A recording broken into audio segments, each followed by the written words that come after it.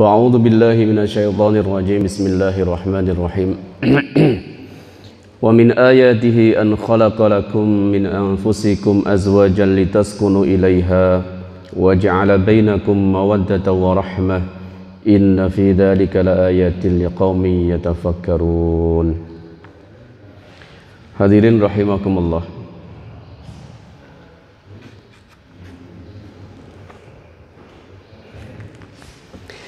Dari beberapa hal yang dibahas oleh Imam Ghazali rahimahullah dalam kitab Ihya Ulumuddinnya adalah tradisi-tradisi yang senantiasa adalah dalam kehidupan kita sehari-hari. Dan di antara tradisi yang tidak bisa kita hindari, dan itu adalah termasuk kebaikan dan menjadi asbab kebaikan manusia seterusnya, adalah tradisi nikah. Maka Imam Ghazali rahimahullah menerangkan banyak hal tentang nikah atau perkara-perkara yang berkaitan dengan nikah. Beliau terangkan banyak hal. Satu persatu kita akan lihat bagaimana Imam Ghazali menjelaskan hal-hal tentang pernikahan yang tentunya kita tidak bisa sampaikan semuanya, tapi kita ambil beberapa yang pasti terjadi di tengah-tengah kita dan itu baik buat kita, baik untuk anak, untuk istri kita dan untuk kita sendiri. Namun sebelum kita mulai masuk tentang muasyarah, yakni hubungan bagaimana kita baiknya dengan istri, apa kewajiban kita kepada istri dan juga sebaliknya, maka kita petik dulu satu ayat yang berkenaan dengan pernikahan agar nanti bapak-bapak yang mau nikah dalam tanda kutip lagi, amin, oh ada aminnya juga ya, atau menikahkan anak-anaknya, begitu. Ada yang takbir di belakang. Heboh doang berarti ya. Allah Subhanahu wa taala membawa satu ayat untuk penjelasan buat kita, yaitu sebagai muqaddimah saya bacakan tadi. Allah katakan di awalnya, a'udzubillahi minasyaitonir rajim. Wa min ayatihi an khalaqalakum min anfusikum azwaja. Di antara tanda-tanda yang menunjukkan kebesaran Allah Ta'ala yang bisa kita lihat di sekitar kita adalah Allah menciptakan untuk kalian pasangan, an khalaqalakum min anfusikum, dari diri kalian sendiri, azwaja, pasangan.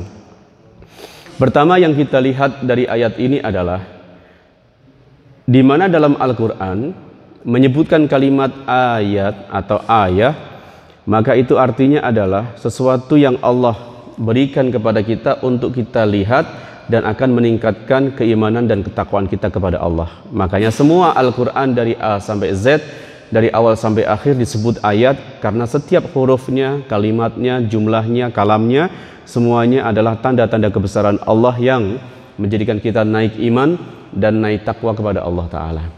Maka berarti ketika dalam bab pernikahan Allah memulai dengan kalimat wa in ayatihi, artinya berarti maksud daripada pernikahan adalah untuk meningkatkan iman kita dan takwa kita kepada Allah.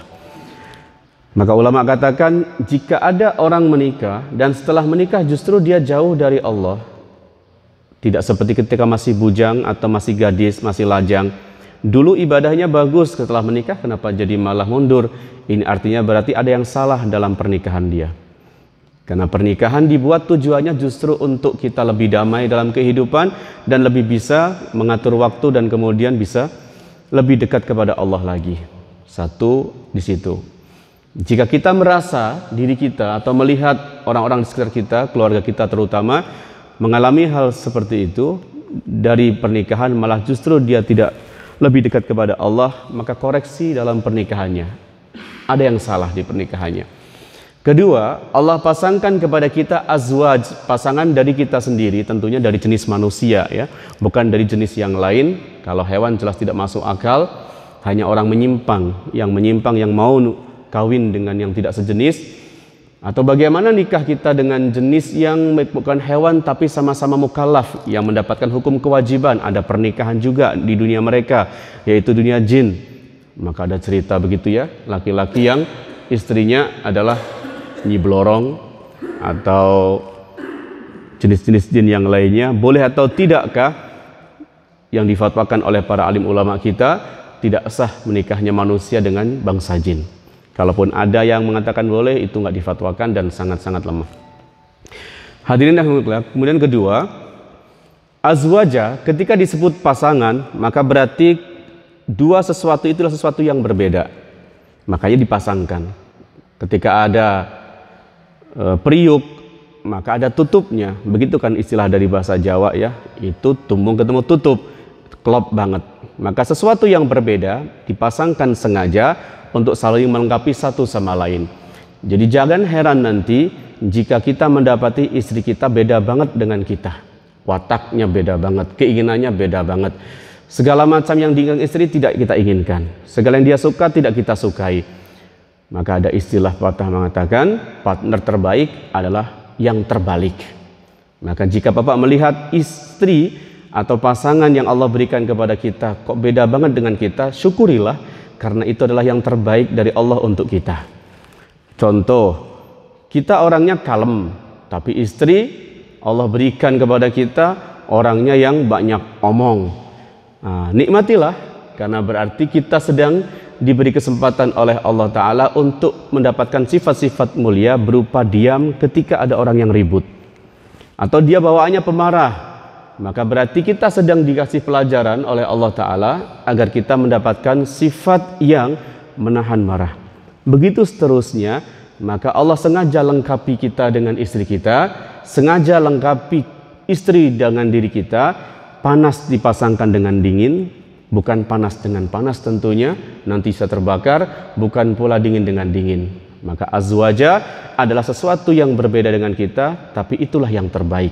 Karena partner yang terbaik adalah partner yang terbalik dari kita. Bisa kita lihat, kita orangnya tenang, maka bawaannya istri adalah yang harus selalu mengingatkan kita. Atau kita orangnya terburu-buru, maka kita lihat istri kita yang kalem orangnya.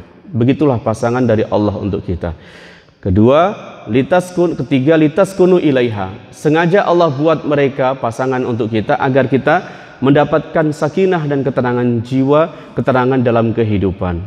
Tapi untuk menuju sakinah ini, maka Allah katakan waja'ala bainakum mawaddatan warahmah. Harus ada dua. Ada mawaddah dan ada rahmah, maka barulah sekun atau sakinah kita dapatkan dalam keluarga kita. Mawaddah dan rahmah Bapak ya. Jadi yang ketiga apa ini? Kalau satu mawaddah, yang kedua rahmah, yang ketiga sakinah, yang keempat mawaddah dan rahmah adalah sama-sama Pak dari kata cinta dan sayang, tapi maknanya menurut ulama berbeda. Mawaddah yang berarti cinta diambil dari kata dasar maddah, berarti materi. Maka supaya ada sakinah dan ketenangan, kenyamanan dalam kehidupan keluarga kita, perlu mawaddah atau dari mulai materi dulu. Berarti tidak salah kita menikah karena lihat fisiknya. Maddah berarti bisa berupa materi atau fisik berupa tampan dan cantiknya pasangan kita.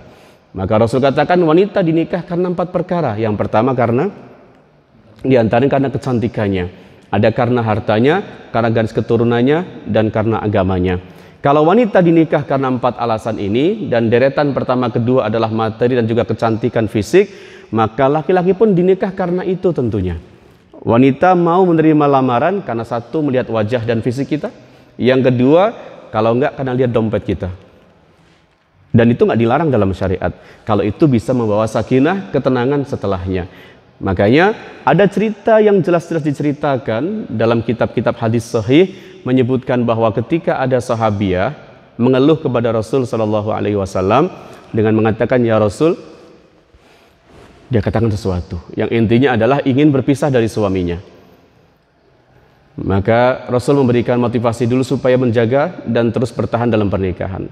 Dia katakan sebetulnya tidak ada masalah dalam akhlak suami. Tapi masalahnya aku tidak ingin dikatakan kufur atau ingkar dengan kebaikan-kebaikan suami. Bahasanya halus yang dipakai, tapi Rasul paham bahwa dia tidak cinta dengan suaminya. Maka ditanya lebih kenapa? Jawabnya, saat aku melihat di antara yang lain suamiku adalah paling pendek. Dan ketika aku lihat di antara yang lain suamiku paling buruk rupa. Dan kalau tidak takut dimurkai oleh Allah, dikatakan kufur, rasanya aku ingin meludahi mukanya. Bahasa kasarnya begitu. Saking benci dengan fisiknya, saking tidak suka dengan fisiknya. Dan ini naluri ya, tabi'i, tabiat bukan ikhtiari, bukan dibuat-buat, tapi sesuatu yang muncul karena bersifat manusiawi dan nggak dilarang. Maka dalam pernikahan sunnahnya ada naldor dulu, dilihat dulu. Ketika sahabi menikah, Rasul katakan, apa kamu sudah melihatnya sebelum itu? Tidak. Hala naldorta, kenapa tidak dilihat dulu sebelumnya? Maka ada istilah ta'aruf, Bapak. Ada beberapa orang bertanya karena dia tidak tahu ta'aruf itu apa sebetulnya, Ustadz. Ini sudah jadi bahasa bagi orang-orang hijrah ya. Ta'aruf itu sebetulnya adalah karena kita tidak ada pacaran, tidak ada hubungan di luar pernikahan. Maka untuk lebih lanjut, apakah kita akan mau menikahi gadis ini atau gadis dari keluarga anu, syariat memberikan kesempatan untuk ta'aruf. Ta'aruf berarti berikan mereka kesempatan untuk saling mengenal satu sama lain, sediakan tempat, dan tentunya jangan biarkan mereka berdua, karena tidak boleh khalwat berdua. Nah, ada bapaknya, ada mahramnya siapa, bertiga atau berempat, yang di kesempatan itulah nanti laki-laki dan perempuan atau pihak keluarga dan pihak laki dan pihak perempuan, mereka bisa saling menyatakan apa keinginan dan motivasi yang buat mereka mau menikahi si gadis ini. Dari situ akan terjadi dialog, maka ta'aruf. Dan akhirnya diperbolehkan untuk membuka cadar bagi ulama yang mewajibkan tutup wajah tentunya. Boleh membuka cadarnya. Sebatas itu, melihat wajah, melihat telapak tangan, selain itu tidak boleh lagi. Karena wajah bisa menggantikan atau menjelaskan bagaimana fisik seluruh dia, dan telapak tangan menggambarkan bagaimana kulit dia seluruhnya. Jadi cukuplah untuk itu paham melihat wajah dan telapak tangan, oh berarti secara utuh ini perempuan begitu rupanya. Kalaupun satu kali nazar ta'aruf belum dirasa cukup, masih perlu lagi mengkaji ulang karena memang belum kenal sebelumnya sama sekali, maka saya memperbolehkan silahkan ta'aruf lagi, yakni lebih dalam lagi, bertemu lagi 2 kali, 3 kali, 4 kali sampai seterusnya baru memutuskan. Tapi dengan syarat memang ada rencana untuk nikah niatannya, tidak untuk main-main. Maka bolehlah ta'aruf berkali-kali. Hadirin rahimakumullah, maka ini semua ta'aruf, nazar adalah tujuannya litaskunu ilaiha. Dan ini akan muncul karena ada mawaddah tadi. Mawaddah diambil dari kata madah yang berarti adalah fisik, suka wanita, suka laki-laki dari fisiknya, dari materinya tidak dilarang. Kalau itu bisa memunculkan sakinah, maka berarti adalah syar'i. Itu syar'i. Tapi hadirin, ketika cinta dasarnya dari fisik, karena lihat rupa, karena lihat materi, maka cinta akan hilang ketika apa yang membuat dia cinta itu pun hilang dari pasangan. Karena tua, karena sakit, karena jatuh miskin, pun akhirnya cintanya hilang, karena itu yang menjadi alasan utama dia menikah. Hadirin, maka Allah katakan tidak cukup mawaddah untuk sakinah, harus ada rahmah setelahnya. Apa bedanya mawaddah dan rahmah? Kalau mawaddah dikasih makna cinta, dari fisik jatuh ke hati, ya, dari pandangan turun ke hati, itu mawaddah namanya. Dari fisik maka kita cinta ke dia. Tapi rahmah adalah sayang yang tingkatannya lebih daripada cinta mawaddah. Rahim dalam kandungan, ya, kandungan disebut rahim, itu sama katanya, pengambilan kata dari kata rahmah. Rahmah artinya sayang. Sayang adalah rasa suka, rasa cinta yang Allah tanamkan dalam hati seseorang untuk menyukai orang lain, tapi begitu sukanya sampai mendalam ke hatinya hingga dia mau berkorban untuk orang yang dicintainya, itu namanya rahmah. Berarti lebih dari mawaddah. Yang ketika ini jadi dasar kita menikah, dia nikah karena Allah, cinta karena Allah, berarti bukan karena fisik, bukan karena materi, tapi memang Allah masukkan dalam hatinya karena itu adalah Allah yang membuat ya rasa suka itu, maka ini tidak akan merubah keadaan. Apakah istri atau pasangan kita berubah fisiknya, apakah kita berubah dari kaya jadi miskin, maka tetap saja mereka sakinah dalam kehidupan karena ada rahmah.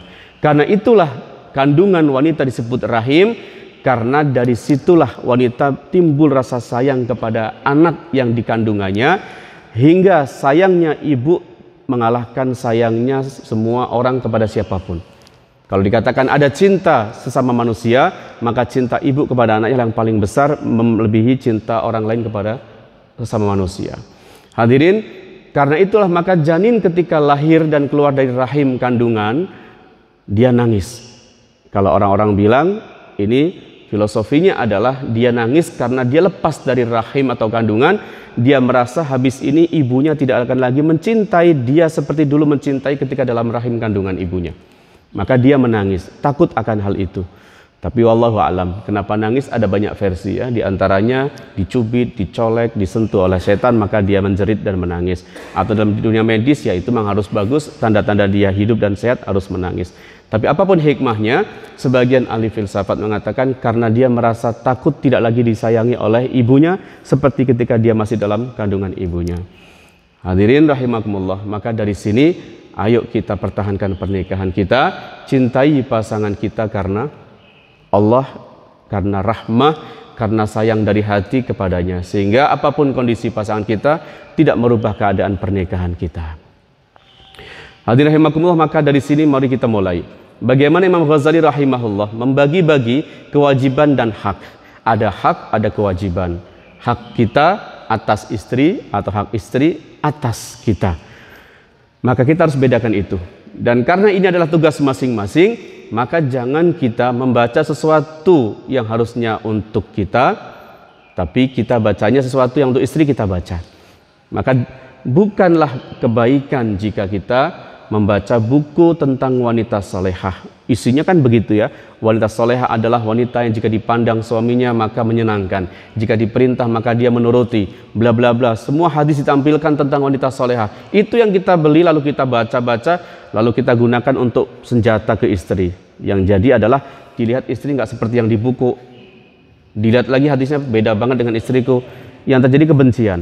Karena itu buku buat istri untuk dia baca bagaimana jadi wanita solehah, bukan buat panduan bapak jadi laki-laki soleh. Sebaliknya yang harus bapak baca adalah buku panduan bagaimana jadi laki-laki soleh. Maka itu nanti akan ada perubahan. Dan sebaliknya buku panduan jadi suami soleh jangan diberikan ke istri. Nanti kebalik, dia akan menuntut kita jadi laki-laki soleh kok tidak sama dengan buku itu. Yang jadi ribet. Begitu orang kaya dan miskin yang dulu kita sampaikan. Ada hadis untuk orang kaya, ada hadis untuk orang miskin. Yang untuk orang kaya sedekah, sedekah, sedekah, infak, infak, ayatnya, hadisnya. Ini jangan dipegang orang miskin. Nanti yang ada orang miskin selalu pakai ayat hadis untuk minta-minta ke orang kaya dan ancaman-ancamannya itu. Kebalik, ada yang begitu juga. Dan sebaliknya nanti hadis orang miskin pun dipakai oleh orang miskin. Jangan dipakai orang kaya. Ini hadisnya, kalau antum minta-minta nanti di akhirat muka antum meleleh gitu. Ini hadis untuk dia agar dia tidak mengemis, bukan untuk orang kaya. Kalau disalahgunakan nanti akan jadi keributan. Begitulah cara Rasul mengajarkan. Orang yang baik, yang besar menghormati, menyayangi yang kecil, yang muda. Yang muda menghormati yang tua. Kalau dibalik nanti jadi gelut. Kakaknya pakai hadis, barang siapa yang tidak mentaati sama yang besar, maka dia ada ancamannya. Yang kecil juga sama hadisnya. Orang tua yang lebih besar harus lebih sayang ke anak muda. Ini terbalik, yang terjadi pernikahan ataupun persaudaraan jadi ribut gara-gara salah mengambil hadis.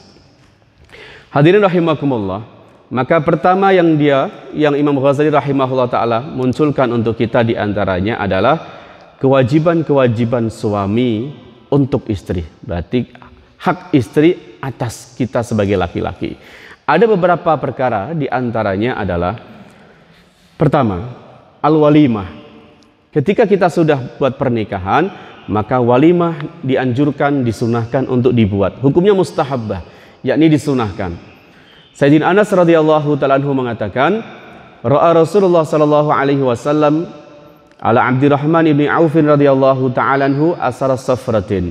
Waktu itu Rasul melihat ada tanda-tanda bekas-bekas kuning-kuning begitu pada Sayyidina Abdurrahman bin Auf. Apakah itu bekas za'faran yang dioles-oleskan atau serbuk-serbuk begitu yang biasanya dipakai oleh pengantin? Maka Rasulullah berkata, apa ini? Tanda-tanda ini kok kayak seperti habis nikah tapi nggak ada undangan.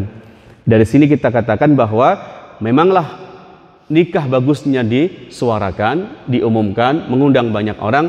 Tapi di zaman Rasul pun terkadang pernikahan tidak diundang seluruhnya. Termasuk kadang-kadang Rasulullah pun tidak diundang dalam acara pernikahan itu. Maka Rasul bertanya, apa ini? Karena beliau tidak tahu kalau Abdurrahman bin Auf sudah menikah. Beliau katakan, tazawwajtu imra'atan ala waznin watin min dhahab. Aku baru saja menikah ya Rasul, dan mahar yang kuberikan untuknya adalah emas seberat biji kurma.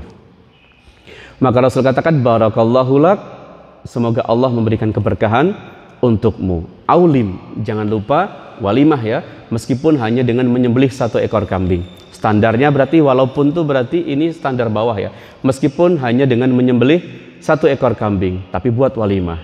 Di sini maka ulama katakan hukumnya mustahab atau dianjurkan dan disunahkan membuat acara walimah. Dan Rasulullah SAW sendiri pun senantiasa membuat acara walimah untuk pernikahan beliau sendiri dan juga untuk pernikahan putrinya. Walam yarfa illa Ziyad bin Abdillah wa gharib wa sustahabbu tahni'atu fayaqulu man dakhala zaud. Kemudian hadirin, disunahkan dari sini ketika diundang dalam acara walimah biasanya kan habis akad itu. Ada sunnah yang diajarkan Rasul Shallallahu Alaihi Wasallam ketika kita bertemu dengan pasangan yang baru saja dinikahkan, terutama yang laki-lakinya, maka doa yang disunahkan adalah kita ucapkan barakallahu lak wa baraka alaik wa jama'a bainakuma fi khair. Ada beberapa riwayat yang sedikit berbeda dengan kalimat-kalimatnya, tapi maknanya tidak berubah. Dan dari hal ini ada satu pelajaran yang tidak dinukilkan di sini atau mungkin belum terbaca, tapi ada di kitab-kitab yang lain tentang doa barakallah ini, Bapak. Mungkin sudah pernah saya sampaikan atau belum? Yang belum berarti ini pelajaran buat kita. Ketika Aqil bin Abi Thalib, saudara Ali dan saudara Ja'far bin Abi Thalib radhiyallahu ta'ala anhu baru saja menikah lalu kembali ke kaumnya, maka orang-orang mengucapkan kata birrofa'i wal banin, semoga hidup sukses dan banyak anak. Bapak bisa perhatikan, ucapan selamatnya waktu itu adalah birrofa'i wal banin, semoga hidup bahagia dan banyak anak. Ada yang salah dengan doanya, Bapak? Tidak ada. Dari sisi makna, doa ini tidak ada yang salah, karena doa untuk kebahagiaan pernikahan orang, dan juga selain itu semoga Allah kasih anak, ini rezeki yang terbaik. Tidak yang salah dari makna doa, tapi ketika diucapkan kata-kata tahniah selamat birrofa wal banin, Aqil bin Abi Thalib radhiyallahu ta'ala mengatakan, jangan kalian ucapkan selamat dengan kata-kata itu untukku. Loh, kenapa? Apa yang harus kita sampaikan ketika kita akan mengucapkan selamat untuk orang yang baru saja menikah? Maka dia katakan, Rasulullah Shallallahu Alaihi Wasallam dalam satu riwayat mengatakan melarang kita mengucapkan kalimat itu, atau langsung mengatakan ucapkanlah barakallahu lak wa baraka alaik wa jama'a bainakuma fi khair. Maka jangan lupa Bapak, besok kalau ada acara walimah undangan, kita hadir atau kita bertemu dengan orang yang baru saja menikah, ucapkan doanya bukan birrofa wal banin, semoga bahagia, ngiring bingah, itu nggak ada sunnahnya di situ. Walaupun nggak salah di kata-katanya maknanya, tapi sunnahnya adalah bukan begitu. Barakallahu lak wa baraka alaik wa jama'a bainakuma fi khair. Hafalkan Bapak ya, kan sudah dilakukan oleh Mahir Zain ya, jadi sudah hafal semuanya. Tapi masalahnya bukan itu yang mau kita sampaikan. Yang mau kita sampaikan adalah apa sih di balik doa yang sependek itu? Ini yang maknanya dalam, Bapak. Pertama, kita perhatikan barakallahu lak, terjemahnya adalah semoga Allah memberikan keberkahan kepadamu. Kalau barakallahu alaik juga kepadamu, dalam bahasa kita sama kepadamu, tapi dalam bahasa Arab ada perbedaan di kalimat laka dan alaika. Laka menggunakan li dan ala menggunakan makna atas, dan ini dalam bahasa Arab dua kalimat yang sangat berseberangan. Li atau la ini adalah hal-hal yang bersifat baik dan manfaat, baik dan manfaat, sedangkan ala sesuatu yang bersifat madarat atau memberatkan atau musibah. Berarti terjemahnya begini, semoga Allah memberikan keberkahan untuk hal-hal yang baik untukmu setelah pernikahan. Habis nikah, kamu tambah iman, tambah yakin, tambah ibadah, tambah anak, tambah rizki, tambah bahagia. Semoga dalam kebahagiaan ini semua, kenikmatan semua Allah kasih berkah. Karena Bapak, tidak selamanya anak membawa keberkahan. Kadang-kadang anak jadi musibah buat orang. Begitu kan ya? Gara-gara anak, orang malah jadi sakit, gara-gara anak dia malah sesat, gara-gara anak dia malah mengerjakan hal yang haram, kerja yang haram untuk anak, itu terjadi. Maka jangan sampai terjadi, anak sudah nikmat dari Allah, rizki dari Allah, harta sudah merupakan karunia dari Allah, jangan jadi ini kemudian bukan keberkahan, tapi sebaliknya malah jadi musibah yang menyesatkan kamu setelah itu. Maka perlunya doa adalah apapun kondisimu, kalaupun Allah berikan kebahagiaan, semoga berkah untukmu, berikan anak, semoga berkah untukmu, berikan kerjaan yang baik, semoga berkah untukmu. Wa baraka alaik menggambarkan bahwa dalam pernikahan tidak selamanya setelah nikah orang itu bahagia. Pasti dong ada sengsaranya, bertengkar dengan istri. Ya, istri sakit, kita sakit, malah di PHK habis menikah, tidak diberi anak bertahun-tahun, apapun bentuk ketidaknyamanan, bentuk musibah, itu namanya ala, memberatkan kepada kita. Tapi doa kita dari awal saat kita nikah, untuk orang lain kita tahniah, adalah apapun yang menimpamu nanti setelah menikah, apakah kamu di PHK, atau kamu nanti mundur dari jabatan, diundurkan atau dicopot, atau tidak beri anak, atau sakit, itu musibah apapun bentuknya, semoga malah jadi keberkahan untukmu setelah itu. Bapak ketika dikasih sakit tapi berkah, itu sakit yang merupakan anugerah. Karena dengan sakit itu kemudian kita lebih dekat kepada Allah, mudah menangis akhirnya. Jadi berarti lihatnya bukan zahir fisik susahnya, tapi lihatlah batin dan kenyataan yang dia alami. Orang melihat dari luar, di PHK susah banget kehidupannya, tidak dikasih anak susah banget kehidupannya, dikasih sakit susah. Tapi yang ngerasain kan bukan orang luar, dia yang merasakan. Seperti kita berada dalam ruangan, di luar hujan deras dengan angin yang besar, orang melihat ribut di luar, tapi di dalam kan kita yang ngerasain tenang. Bisa jadi kita diuji dengan kesakitan, tapi tenang karena Allah kasih keberkahan tadi. Maka jangan lupa